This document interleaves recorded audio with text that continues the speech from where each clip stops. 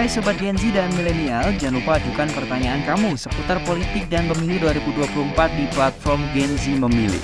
Buat pertanyaan yang menarik dengan vote terbanyak akan dijawab redaksi dan berhak mendapatkan hadiah poin yang bisa ditukarkan uang cash hingga ratusan ribu rupiah, yang setiap bulan akan dipilih 10 pemenangnya. Cara membuat pertanyaannya gampang banget. Yang pertama, login akun IGN Times dan pastikan nama kamu sudah sesuai dengan KTP. Kedua, buka platform Gen Z Memilih, yaitu klik www.genzmemilih.igntimes.com. Ketiga, tulis pertanyaan di kanal Tanya Jawab. Lalu yang keempat, sertakan hashtag Gen Z Memilih. Pastikan penulisan hashtag tidak salah agar muncul di home Tanya Jawab. Yang kelima, pilih topik Indonesia. Dan yang terakhir, keenam, kirim pertanyaannya. Gampang bukan? Sobat Milenial and Gen Z, berjumpa lagi bersama kami dalam program Gen Z Memilih. Saya Amir Faisal, jurnalis IDN Times.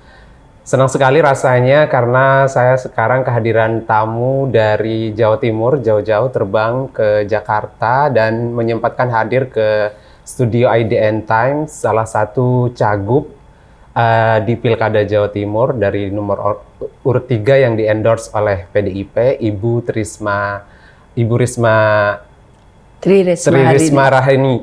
hari ini dari PDIP. Terima kasih banyak Ibu.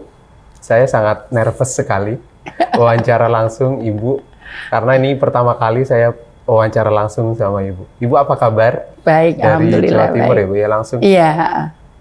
Memang ada kegiatan? Iya, nanti malam kebetulan saya dapat penghargaan. Oh, di ya. sini? Di Jakarta. Di Jakarta. Iya. Oh. Terima kasih sekali sudah menyempatkan hadir. Ibu sudah berjalan 2 pekan berarti ya? 1 bulan lebih. 1 bulan di Pilkada 1 bulan, iya. Jawa Timur. Nah ini bagaimana Bu? Sudah keliling ke 28 kabupaten kota di Jawa Timur atau seperti apa? Ya, hampir semua. Sudah hanya tinggal 1 yang belum kami kunjungi. 1 wilayah.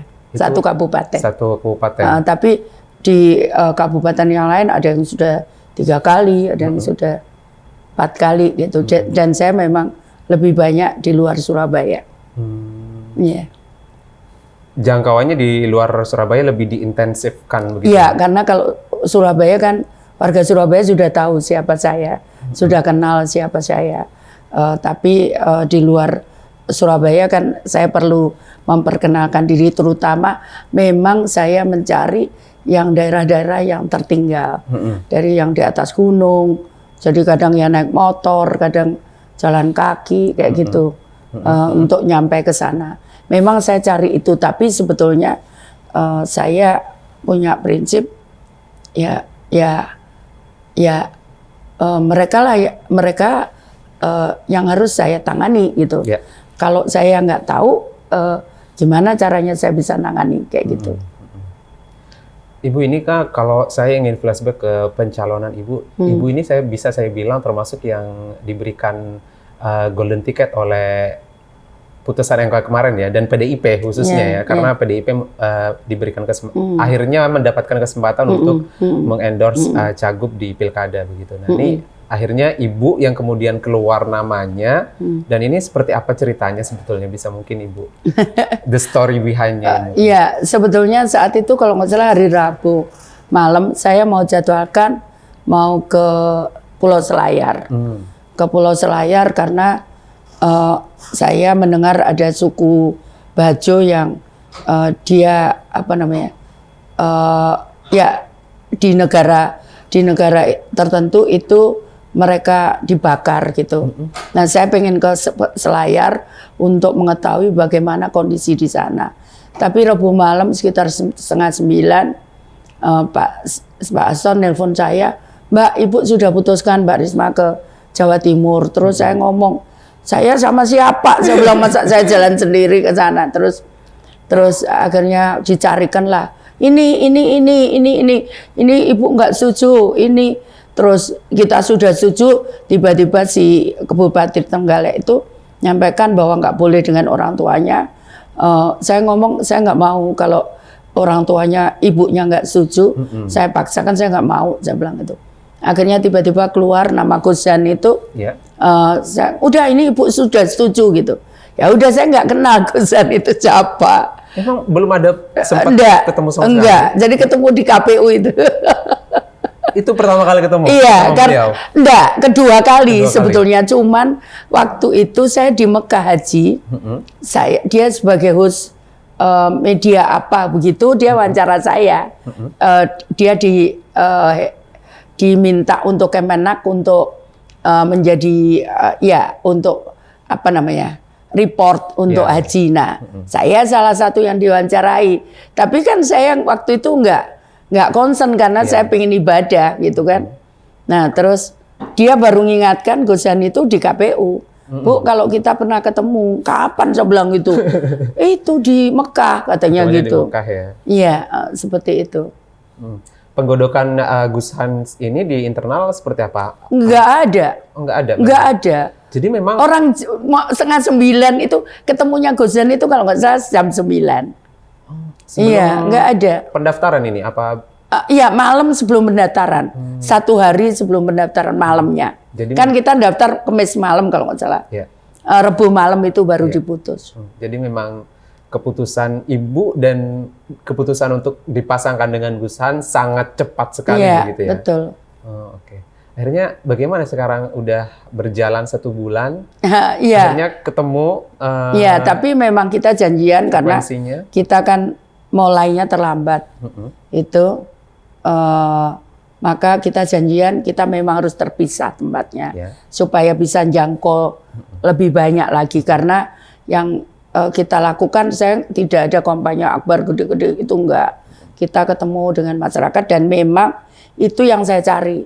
Saya enggak pinter kalau kampanye akbar gede-gede gitu di batas teriak-teriak gitu, saya enggak bisa malahan. Nah, tapi justru itu intens komunikasi, mereka punya masalah apa, kemudian solusinya kita bahas sama-sama seperti apa gitu. Nanti untuk bekal saya, karena di Jawa Timur itu kan ada manusianya, bukan kertas kosong. Sehingga saya nggak bisa nulisi atau menggambar seenak saya. Kan saya harus mendengar mereka. Mereka pasti punya mimpi, mereka punya harapan, mereka punya apa namanya, cita-cita, keinginan, atau mungkin mereka punya masalah. Itu yang harus saya tampung, bukan saya mau saya gitu. Ini maunya mereka karena mereka memilih saya. Itu maunya mereka, bukan maunya saya. Tapi berpasangan dengan Gus Han ini kan kemudian muncul corak nasionalis dan religius yang sepertinya memberikan keuntungan juga bagi Ibu Risma dan Gus Hans ya untuk running into this election gitu ya. Iya. Jadi saya nggak lihat itu, tapi kemudian saat saya muncul, ada apa ya, saya kok ke Jawa Timur gitu. Tadi saya di pesawat juga sempat ketemu keluarga saya. Ternyata saya kemudian bisa berkumpul dengan saudara-saudara lain saya yang selama ini dari pondok-pondok, bahkan ternyata Gus Zan itu masih saudara kalau ditilik, ditilik itu ada hubungan. Gus Kikin yang apa namanya dari Tebu Ireng itu nyampaikan, Gus Zan itu Bu Risma itu kayaknya masih ada itu saudara apa namanya dari Sewulan gitu, Madiun. Ternyata Bani Basaria, ternyata setelah dicek betul. Jadi sebetulnya itu. Nah, mungkin saya juga saya mungkin seneng juga ketemu saudara-saudara gitu yang ini keluarga ini masa kecil, waktu saya kecil diajak ke misalkan ke Tulungagung, diajak ke tempat dulu ke Ponorogo, dulu aku main di sini gini gitu. Seperti itu. Jadi Jawa Timur istilahnya calling Bu Risma sekarang ya sebagai ya diharapkan menjadi gubernur nanti kalau misalnya terpilih. Kalau misalnya Ibu, saya mau flashback juga 10 tahun menjabat wali kota di Surabaya yang ya kota besar dan kemudian ditarik oleh Pak Jokowi ke nasional. Ibu belusukan ke seluruh Indonesia, saya paham sekali waktu itu. Dan sekarang akan kembali lagi ke Jawa Timur. Nah, ini bagaimana Anda memaknai perjalanan karir Anda di politik begitu ya? Saya saya nggak memanai ini karir. Saya manai bahwa saya diberikan kesempatan Tuhan untuk bisa membantu orang lain. Saya tidak pernah mikirkan karier saya. Karena saya ngelundu saja, saya tidak pernah punya keinginan, saya tidak pernah untuk terjun di dunia itu. Karena bagi saya itu berat menjadi seorang pemimpin. Karena di situ ada ribuan, jutaan orang yang menggantungkan hidupnya kepada pemimpin itu tidak mudah. Dan pertanggungjawabannya berat, bukan hanya di dunia, tapi juga kelak di hadapan Tuhan. Karena ya saya disumpah dengan agama Islam, agama saya, dengan Al-Quran di atas pundak saya, itu tidak mudah. Makanya saya tidak berani untuk meminta. Sehingga kalau saya kesulitan, saya sering ngeluh, Tuhan, saya tidak minta jabatan ini, kenapa saya nggak dibantu gitu. Seperti itu. Jadi di lapangan berat sekali. Saat misalkan saya memutuskan di Asmat yang sekian puluh tahun, bahkan ya semenjak merdeka, itu mereka tergantung pada air hujan. Tidak ada air sama sekali. Saat saya memutuskan, oke, kita saring air laut, itu semua orang lihat saya, sampai bingung saya. Lalu saya ngomong, apa yang masalah? Di Arab sana udah bertahun-tahun nyaring air laut. Betul. Jadi air tawar. Saya bilang, apa masalahnya? Saya bilang gitu. Mereka bingung ini. Dan kemudian saya kasih PR lagi. Tapi saya mau nggak pakai listrik, kita pakai solar cell supaya nggak bebani mereka, karena mereka sudah miskin, jangan dibebani lagi. Bingung lagi gitu. Saat juga saya memutuskan kita buat alat untuk disabilitas, kita bantu. Tapi yang buat disabilitas bingung orang-orang. Tapi buktinya bisa. Ya, jadi apa namanya, kadang memang apa namanya, ya itulah apa namanya, keesaan Tuhan. Jadi kemahakuasaan Tuhan. Saya seringkali diberikan solusi yang kadang-kadang mungkin apa namanya, belum pernah dilakukan gitu. Seperti itu. Dan termasuk mendapatkan keuntungan kemarin karena hampir 5 tahun menjadi Menteri Sosial, mengcapture bagaimana situasi masyarakat kita di lapangan, sehingga itu yang harusnya bisa menjadi bergen Ibu untuk dibawa di Pilkada Jatim ini, Bu ya. Ya begitu, tapi ternyata juga di Jawa Timur juga berat juga tantangannya. Jadi tantangannya misalkan air bersih di atas gunung-gunung itu warga tidak dapatkan air bersih. Kemudian di beberapa tempat itu juga mereka kekeringan begitu. Nah itu ya saya punya pengalaman menyelesaikan itu di beberapa daerah di Indonesia. Jadi pengalaman itu meskipun sebetulnya saya nggak boleh nunda kalau misalkan dia apa namanya, kekeringan. Bagaimana mungkin dia kalau masak mereka harus cari butuh air, mereka harus cari jalan dulu atau naik sepeda motor dulu turun berapa kilo gitu. Sebetulnya kalau dulu saya di Kemensos nggak boleh ditunda. Kalau saya hari ini tahu besok paling lat harus turun gitu. Cuman masalahnya sekarang kan saya bukan siapa-siapa. Saya nggak bisa, makanya kemarin ada beberapa tempat yang sudahlah nanti aku nggak tahu gimana caranya, ini sodako gitu. Karena nggak bisa, itu harus segera diselesaikan begitu. Dan ternyata ada memang seseorang ngomong bahwa saya juga nggak tahu orang itu dia bukan pengamat, bukan siapa-siapa. Dia ngomong, kamu dipanggil memang di Jawa Timur karena di sana kekeringan gitu. Ya. Dan artinya infrastruktur juga masih yang harus dibenahi begitu ya, di Jawa Timur. Iya, betul. Jadi ada beberapa daerah itu yang rutin tiap tahun banjir. Banjirnya tuh parah gitu, sampai nutup jalan masuk di Sampang, di Gresik, di Pasuruan. Itu kondisinya berat. Selain padahal kalau banjir seperti itu, tapi kalau kemarau kering sekali. Nah, betul. Itu manajemen pengelolaan air itu yang harus juga dipenuhi. Selain akses jalan, karena seperti jalan di Lamongan, Gresik, Tuban itu sudah kondisinya overload. Jadi saya ngomong ya ini harus dicarikan solusi karena kalau enggak kotanya sendiri tidak bisa berkembang. Kemudian yang bahaya lagi kalau terjadi crossing antara truk-truk gede itu dengan sepeda motor itu bahaya sekali. Makanya itu juga salah satu selain tadi infrastruktur untuk pendidikan, infrastruktur untuk kesehatan. Seperti misalkan di Madura, itu dia kalau mau berobat dari kepulauan, itu kadang dia harus naik kapal 6 jam. Nah kemudian kalau dia datang di Sumeneb atau datang di Gresik, rumah sakitnya ada yang tidak bisa dilayani di situ. Nah ini harus ada upaya bagaimana infrastruktur kesehatan untuk lebih mendekat supaya mereka tidak terlalu jauh, karena kalau jalan ke Surabaya lagi 4 jam lagi harus jalan darat gitu. Itu kalau nggak macet gitu kan. Jadi artinya apa? Infrastruktur itu bukan hanya masalah air bersih, bukan hanya air, tapi infrastruktur kesehatan, infrastruktur pendidikan itu juga harus ditangani bersama.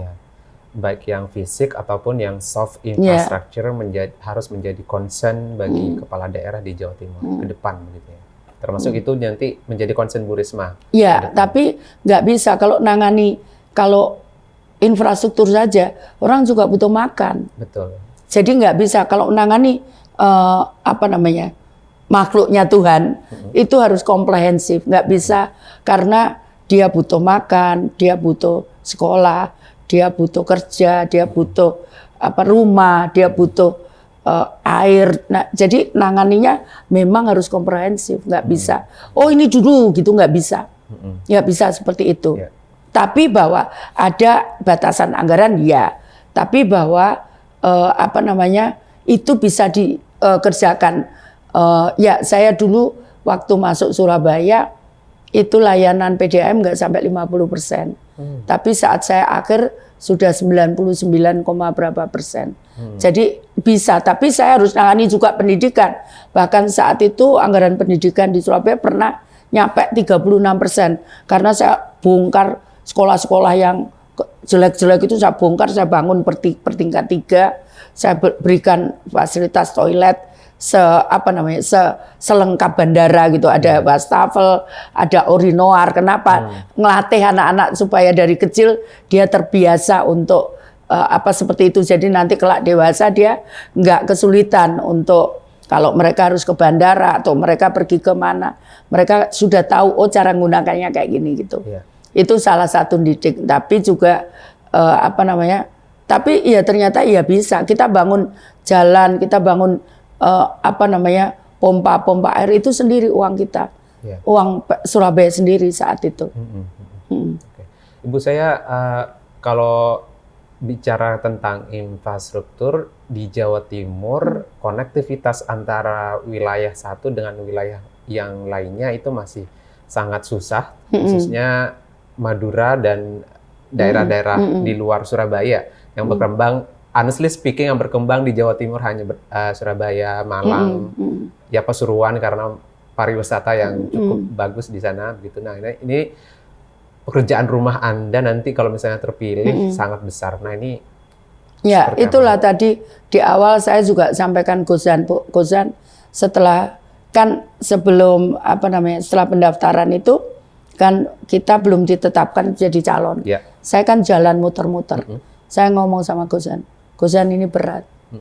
Saya bilang ini harus benar-benar kita kerja keras kalau mau masyarakat merasakan hasilnya. Jadi ini bukan mainan, saya bilang itu. Maka kita harus nanti saya akan ajarkan, kan Gozan belum pernah di pemerintahan. Saya akan ajarkan sebentar. Setelah itu kita jalan pisah lagi untuk mempercepat mempercepat pelaksanaan pembangunan gitu. Tapi kalau misalkan pengelolaan manajemen keuangan, insya Allah lah saya bisa pegang sendiri. Saya Menteri Sosial kemarin juga saya pegang sendiri dan hasilnya sangat efisien, sangat efektif dan tepat sasaran gitu. Nah itu seperti itu. Tapi bahwa harus ada komunikasi Tidak bisa ngomong, oh ya ini butuh air, saya taruh blok ini air gitu, nggak bisa. Itu jadi harus ada komunikasi. Nah, ini yang saya maksud bahwa ini bukan pekerjaan mudah gitu. Nah, termasuk tadi lack of infrastructure, lack of education, lack of health, masih harus diselesaikan karena tadi kalau enggak ya semua lari ke Surabaya. Akhirnya kemudian beban Surabaya juga menjadi berat. Nah, kalau ini bisa menjadi semacam pertumbuhan perkembangan, maka tidak harus semua lari ke Surabaya gitu. Sehingga kemudian pembangunan itu bisa menjadi merata begitu. Dan beliau Gus Hani ini termasuk orang yang gampang diajak untuk berdiskusi karena tadi Ibu menyinggung beliau belum pernah ada experience di pemerintahan begitu, tapi beliau excited untuk kemudian terjun, ayo Bu kita selesaikan ini, atau seperti apa Bu? Iya, orangnya gitu. Orangnya lebih lebih mudah menerima dan mungkin ya karena bersaudara itu 8 orang atau 9 orang.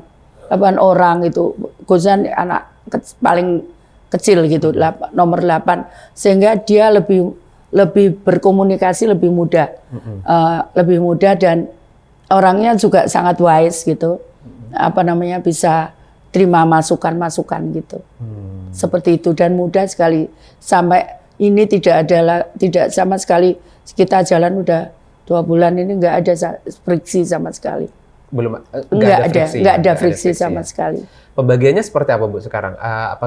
Gus Han memang Gus Han bisa mengambil ceruk di Nahdien, nanti Ibu kemudian di wilayah nasionalisnya, atau seperti apa nanti itu pembagian kampanyenya? Dan pembagian kampanye itu wilayah karena jauh-jauh.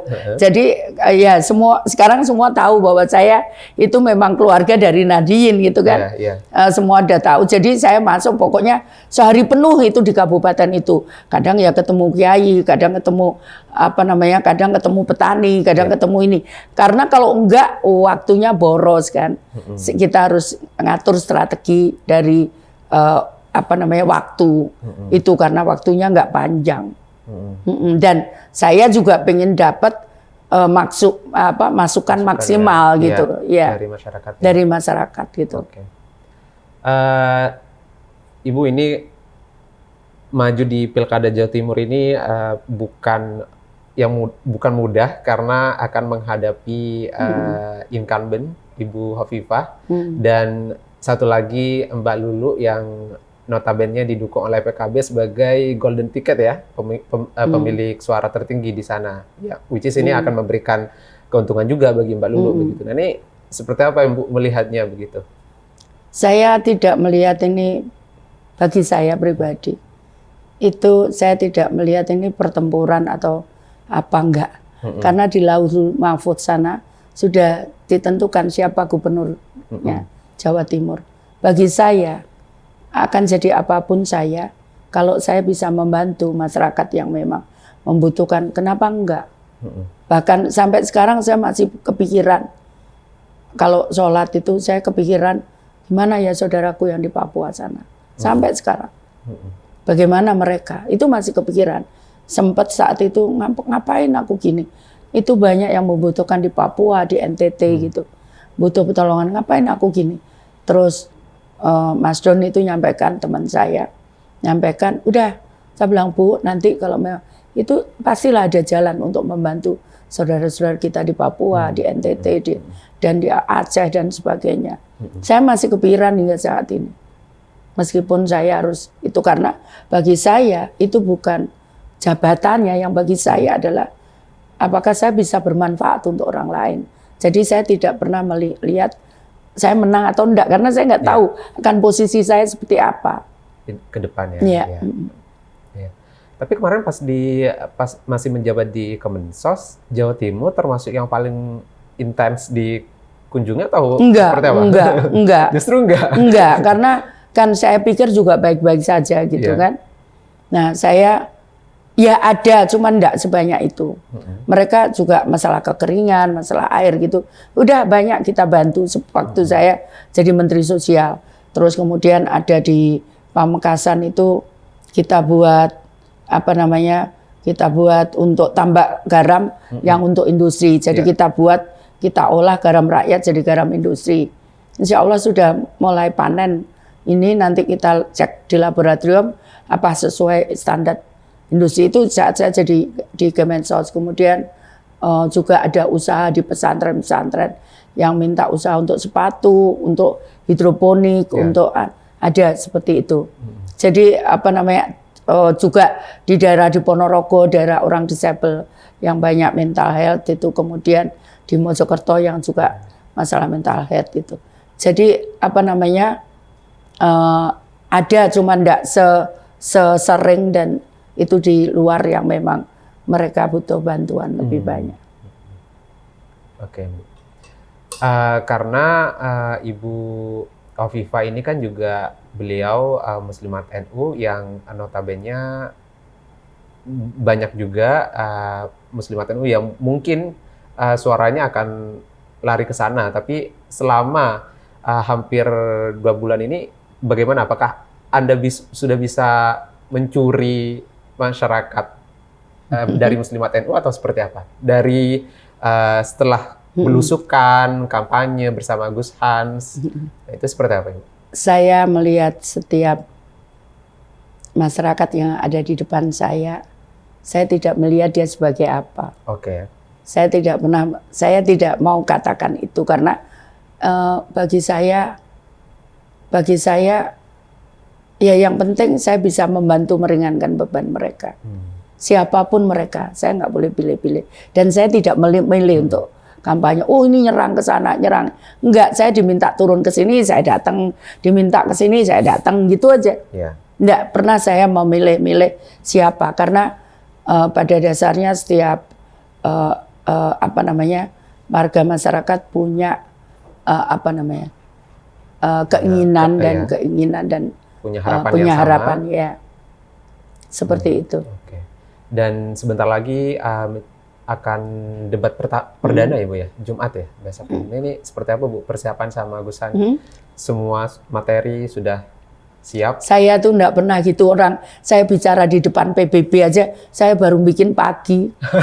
Saya di depan bicara di sidang umum PBB, saya pagi baru bikin. Terus di ruangan sidang itu saya ngerubah. Dalam waktu 5 menit, saya mudah pidato saya 9 kali, 5 menit. 9 kali, karena saya tahu dipotong saya satu-satunya wali kota. Yang lain presiden, yang lain perdana menteri. Saya takut ya kalau Raja Belanda sebelum saya dia panjang sampai 8 menit. Saya hanya dikasih 6 menit. Takutnya saya dipotong, padahal yang penting ada di belakang. Makanya saya rubah sampai 9 kali. Saya bukan itu bagi saya bukan debat, bukan ini. Tapi justru mampukah saya membantu masyarakat itu. Itu yang saya pikir. Karena makanya kalau malam bukan yang saya pikir, saya belum siapa apapun debat ini. Bahkan saya ngomong, aku nggak bisa kalau ngapalin kayak gini gitu. Karena biasanya saya bicara hanya chart gitu. Saya jelaskan karena konsep berpikirnya kan udah tak pahami gitu. Jadi saya biasanya ngomong sendiri. Apalagi kalau bahasa Indonesia gini kan, saya nggak ada masalah gitu kan. Nah, kalau di luar negeri memang mungkin ada bahasa-bahasa yang berbeda gitu. Tapi kalau jadi pada dasarnya bukan itu menurut saya. Bukan debatnya, tapi bagaimana kami ini calon-calon ini bisa menyelesaikan masalah yang dihadapi oleh warga itu. Dan menawarkan gagasan yang menyelesaikan permasalahan masyarakat begitu. Makanya saya turun itu adalah mencari apa problem mereka, kemudian menawarkan solusinya. Nah saat debat itulah saya sampaikan solusi-solusi itu. Oke. Ibu Risma, terima kasih atas wawancaranya dan waktunya sudah mampir ke studio IDN Times. Dan semoga debat perdana nanti berjalan lancar, semua kandidat. Saya sangat salut di Jawa Timur karena menjadi satu-satunya provinsi yang diwakili oleh 3 Sri Kandi. Dan kita bersama-sama melihat nanti Jumat 3 Sri Kandi akan tampil memberikan gagasan terbaiknya untuk masyarakat Jawa Timur. Dan termasuk Ibu Risma mantan Menteri Sosial dan 10 tahun Wali Kota Surabaya, dan nanti sedang berusaha untuk mencuri hati rakyat Jawa Timur. Terima kasih. Demikian wawancara saya bersama Ibu Risma. Sampai jumpa di program Gen Z Memilih berikutnya.